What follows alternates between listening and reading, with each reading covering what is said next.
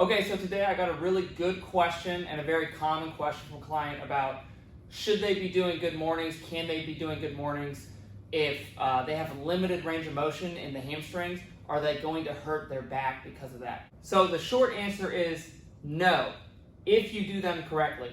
So there's a couple things that we're thinking about when we're doing good mornings. Number one is your technique, what you're focusing on when you're doing them to get the most out of it. Number two is we're always going to our furthest range of motion. So your goal when you're doing a good morning is not to get your nose to the ground.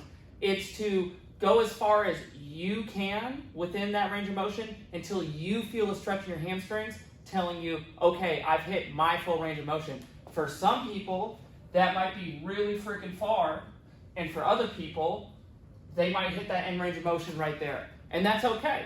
And the nervous system's really cool. So what ends up happening as we go to our end range of motion under control with good posture is it kind of starts to understand, okay, I have strength, I have stability in this position. Now I can give you a little bit more and a little bit more and a little bit more. That's how people get lower and lower squat depth over time. That's why people spend time stretching in certain positions and they can go further and further and further over time. So that's what we're trying to do. You shouldn't avoid good mornings or RDLs because you have limited range of motion. You should embrace those exercises, try to work on them to improve your range of motion and your strength throughout range of motion. So a couple of tips with a good morning. Number one would be your posture. So if you're overly arching your back, what you'll find is if my back's arched right here and I try to, my low back, bring my knee up, that's as high as I can go.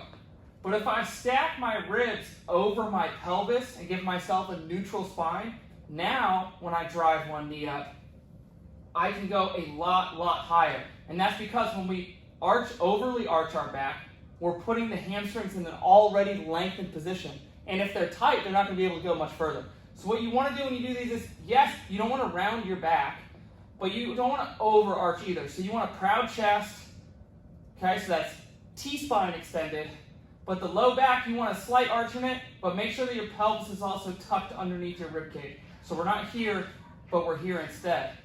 The next thing to think about is, as we do these, we want to focus on driving our butt backwards as we let our chest come forward, as opposed to just bending over right here, because you will feel that in the back.